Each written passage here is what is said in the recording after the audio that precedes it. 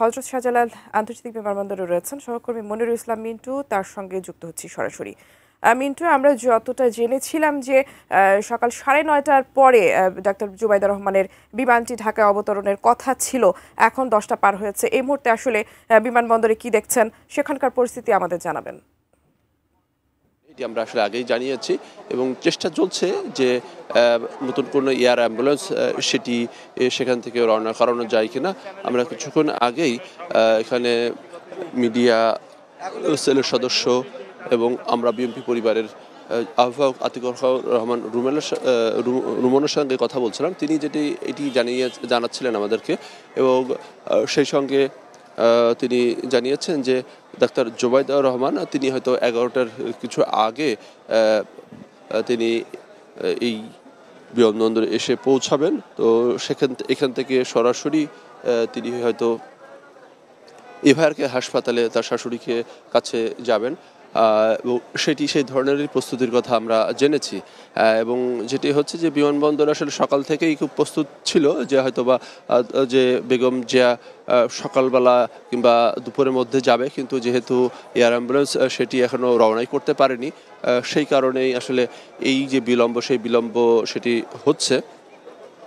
তো আমরা একটু আতিকুর রহমান রুমনের সঙ্গে আরেকটু কথা বলতে চাই যে বেগম জিয়া এবং সেই সঙ্গে যে রহমানের আসার পরে তার যে পরবর্তীতে তিনি আসলে কোথায় যাবেন এবং সে বিষয়টা নিয়ে একটু কথা বলছেন। তিনি 10:45 সম্ভবত ল্যান্ড করবেন।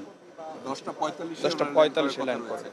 এই বিমানটা কি সিলেট হয়ে না, এটা সরাসরি ঢাকায় আসছে। ভাইয়া, তো এরপরে কি তিনি সরাসরি এভারকারে চলে যাবেন?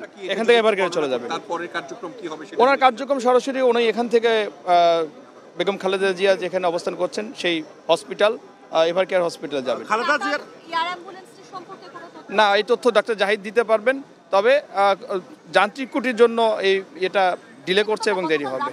হ্যাঁ, এটা করতেছে, যদি অন্য একটি কোনো পাওয়া যায় তাহলে আপনি সেক্ষেত্রে হয়তো যাওয়া অন্য দেশের বা ওখানে তো অনেক সিভিল আছে। মূলত কি ব্যাপারটা এরকম জুবাইদা রহমান আসার পরে আপনারা সব ধরনের সিদ্ধান্ত নেবেন? উনি আসার পরে সিদ্ধান্ত তো হয়েই আছে। উনি আসার পরে যে সিদ্ধান্ত তা নাও, সিদ্ধান্ত হয়ে আছে, এখন শুধু অপেক্ষা এয়ার অ্যাম্বুলেন্সের।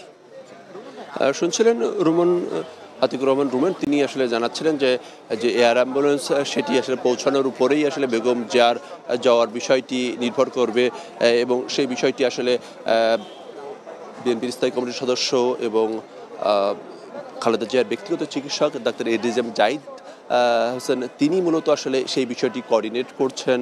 এবং এখন পর্যন্ত যেটি তথ্য হচ্ছে যে কাতার থেকে আসলে এয়ার অ্যাম্বুলেন্স সেটি এখনও রওনা করতে পারেনি এবং যেটি আসার কথা ছিল সেটি যান্ত্রিক ত্রুটি। এখন চেষ্টা চলছে যে অন্য কোনো এয়ার অ্যাম্বুলেন্স সেটিকে এই ঢাকায় নিয়ে আসার জন্য। তো এই ছিল বলতে গেলে এখনকার মতো এই বিমানবন্দর থেকে সর্বশেষ অবস্থা। এখন অপেক্ষা আসলে ডাক্তার জুবাইদা রহমান তিনি হয়তো 11টার কিছু আগে পরে তিনি এই বিমানবন্দর পৌঁছাবেন এবং এখান থেকে তিনি সরাসরি এভারকার হাসপাতালে যাবেন তার শাশুড়ির কাছে।